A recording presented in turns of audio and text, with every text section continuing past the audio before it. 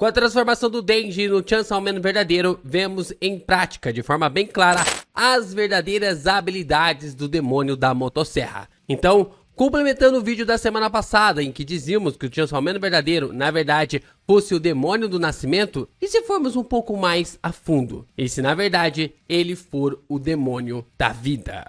Yo, Geeks, aqui é o LP e vocês estão no canal do Geek Brasil. Fiquem ligados que esse vídeo contém spoilers do mangá de Chainsaw Man. Sim, pessoal, eu percebi que na semana passada vocês gostaram muito da teoria sobre o Chainsaw Man ser o demônio do nascimento. Mas, cara, é muito legal isso. A comunidade de Chainsaw Man, ela é incrível porque vai se complementando e nós tivemos aqui o contexto sobre agora o demônio da vida. A ideia de como o demônio da vida pode englobar todas as questões do nascimento. É o que a gente vai falar logo depois de você deixar o seu like, se inscrever aqui no canal e compartilhar esse vídeo com seus amigos. Toda vez que você reage aos nossos conteúdos aqui no YouTube, a plataforma divulga ainda mais os nossos vídeos aqui, por aqui, e vai aparecer na home de geral. Então deixe o seu like para fortalecer o canal do Geek Brasil. E você também pode ler a minha light novel. Essa semana não tem Chainsaw Man, mas tem Que Haja Luz toda sexta-feira para você ler, tanto na Novel Mania quanto também no Tapas. O link, na verdade, os links na minha novel, tanto no Tapas quanto também na Novel Mania, estão na descrição para você poder acompanhar.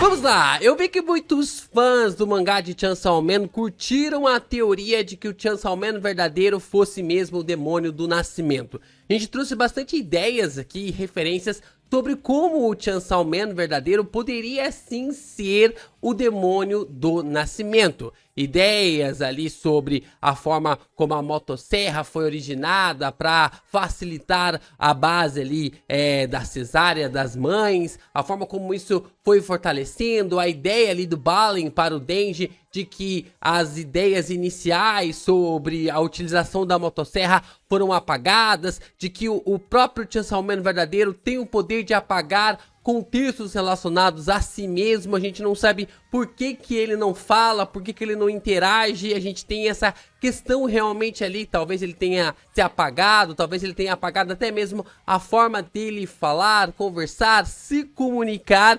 Então a gente tinha todas essas ideias para que o Chainsaw Man verdadeiro fosse na verdade o demônio do nascimento. Mas eu também li muitos comentários complementando a teoria, trazendo pontos que reforçam a ideia, porém ao mesmo tempo dizendo que apenas o nascimento não completa a ideia global dos poderes do Chainsaw Man verdadeiro. E, cara, não tem como realmente deixar de dar razão para essa galera que comentou todos esses pontos de vista, que vai dar a base, que vai ser a base para essa teoria, que o Chainsaw Man verdadeiro não pode ser apenas o demônio do nascimento, que precisa existir algo a mais. Então, para a gente ter essa ideia globalizada sobre qual que é a figura, qual que é a verdadeira intenção, a verdadeira característica do Chainsaw Man verdadeiro, a gente precisa englobar algo a mais. Então a ideia do Chainsaw Man verdadeiro não seria assim para o demônio do nascimento, mas sim do demônio da vida. Então aqui eu reuni alguns pontos interessantes. Vamos trazer 3 paralelos para reforçar de uma vez por todas que o Chainsaw Man pode ser mesmo o demônio da vida. O primeiro é o paralelo que o Chainsaw Man verdadeiro carrega na história original, com aspectos sobre a vida em sua história, em seu próprio mangá. O primeiro ponto que nós observamos aqui é o cordão umbilical em volta do pescoço. Todo mamífero, eu acho que não tô falando nenhuma besteira aqui, mas eu acredito que todo mamífero possui um cordão umbilical em sua concepção.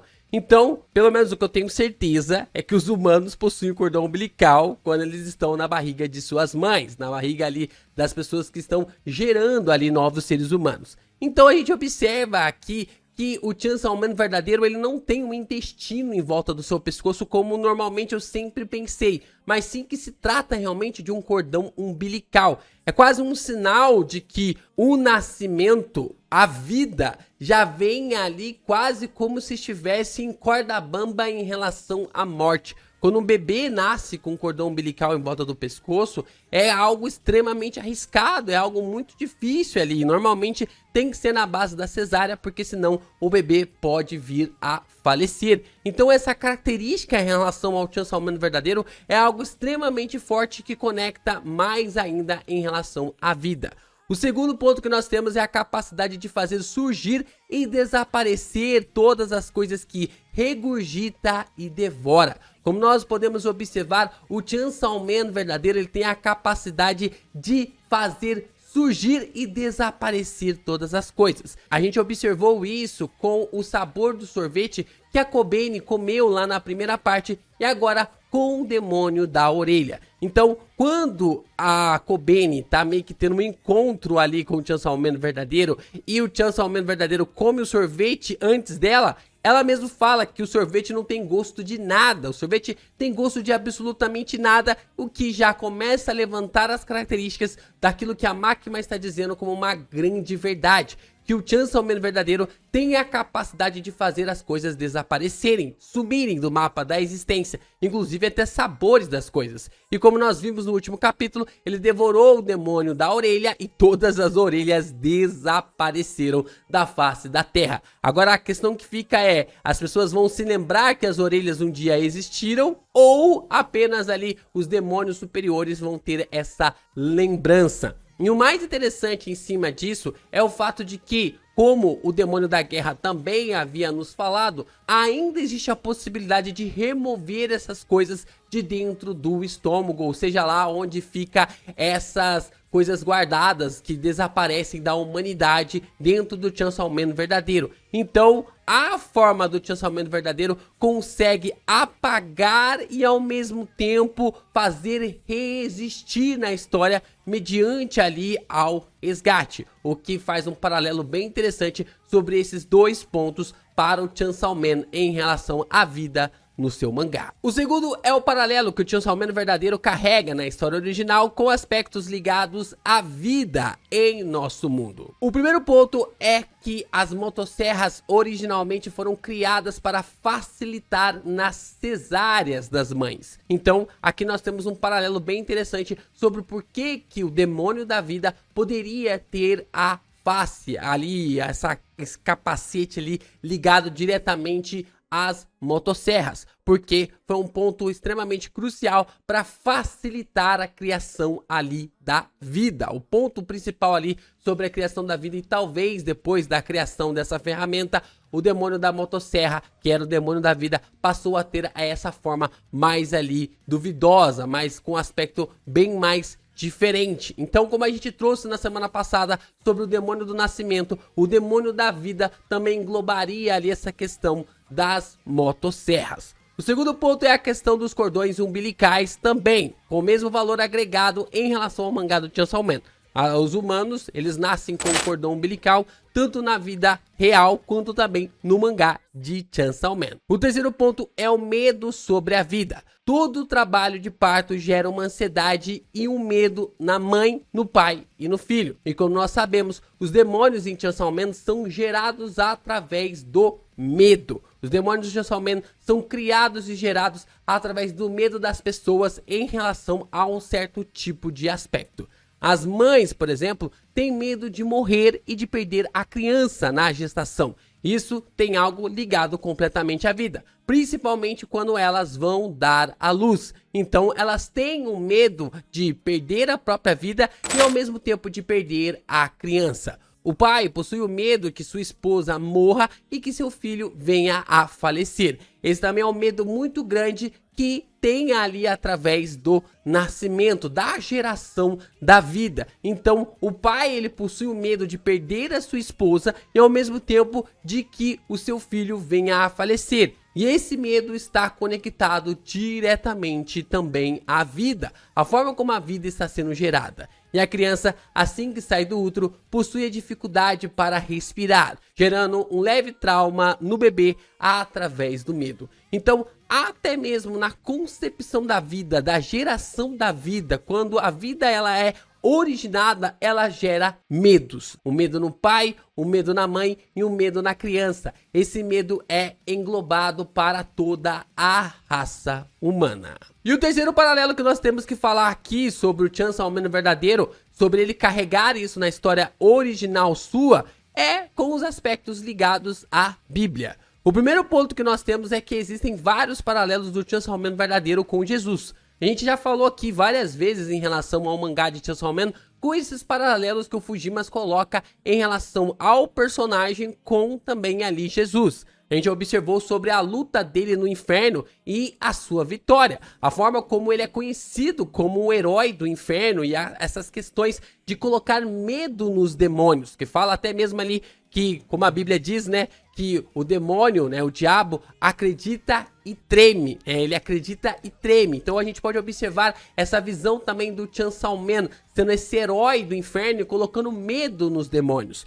Pegou para si também a chave da morte e do inferno. Essa questão do embate ali entre o Chainsaw Man com a morte, com a fome, com também ali a guerra e também sobre o controle. E a gente observa todas essas questões relacionadas ao Chainsaw Man e também a Jesus. Os Cavaleiros do Apocalipse, como eu acabei de falar, e essa relação ali sobre o final da humanidade. O segundo ponto é as várias conexões sobre a vida com Jesus. Jesus, ele se proclama como a vida. Jesus também é a árvore da vida. Jesus é o pão vivo. Jesus é a água da vida. Jesus é o verbo que deu origem a todas as coisas, que também deu origem a todas as vidas. Então, o Chainsaw Man verdadeiro, sendo o demônio da vida, seria aquele ser que originou toda a vida na Terra, que criou todas as coisas. Assim como ele tem o poder de apagar todas as coisas